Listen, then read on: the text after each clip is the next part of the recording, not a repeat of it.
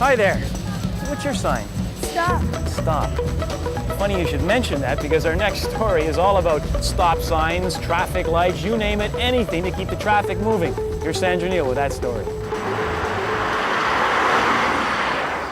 Even though it may seem like some traffic lights are in the wrong places and there's never enough advanced greens, the traffic controllers here in Metro Toronto want you to know they're doing what they can to keep traffic flowing.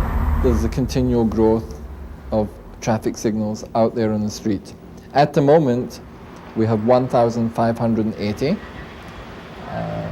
We're not far off. I think this year we will reach the 1,600 mark.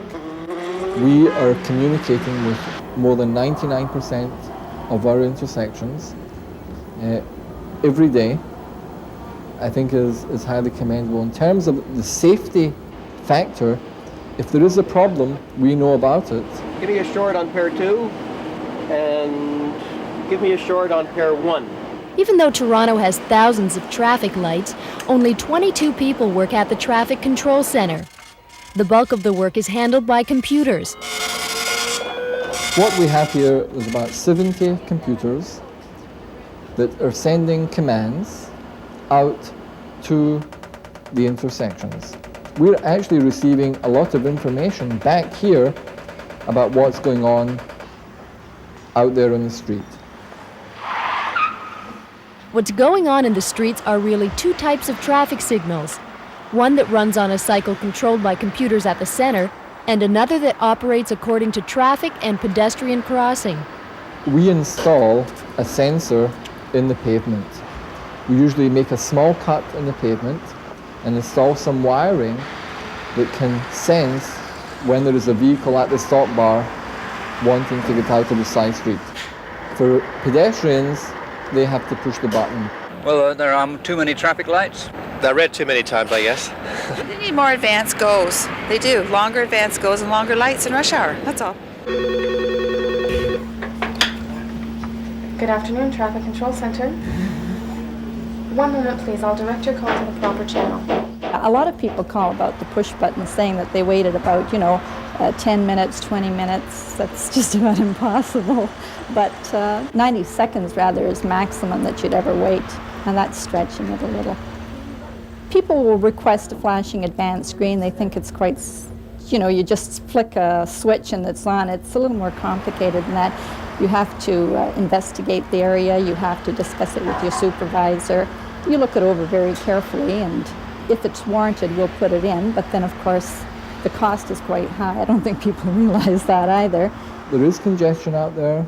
There's not a lot we can do about it, and regretfully, we can't give the citizen what they want, but at least we try and make them understand the reason behind our analysis. Traffic signals are only part of the congestion problem. Land development in metropolitan areas is developing at a faster rate than our roads and highways. But constructing new roadways may not be the solution. Professor Van Aert here at Queen's University says that drivers need to be more informed about traffic problems while on the road. And he says he's found the solution. Welcome to the Europe menu. Select trip destination. OK. The professor's answer is to drive around traffic congestion with the help of his talking traffic computer. There are similar computers being developed in California and Great Britain, but these, like Professor Van Aert's, are prototypes. We can select our destination, OK. Which in our case will be Queen's University. OK. In particular, we want to go to Ellis Hall. Select trip origin. OK. Now, after we left the airport, now it's providing us with a screen at every intersection which indicates which turning movements it would like us to follow to get to Queen's University the quickest way. And in Hollywood, turn left onto Hollywood Street. Distance remaining is 0 kilometers. Time remaining is 1 minute. We find that the prototype has cost somewhat over $1,000. We expect that within, say, 3 to 4 years, you may be able to find a unit like this costing about $400 to $500. Do you think this is the answer to alleviating certain traffic congestion problems in a metropolitan area?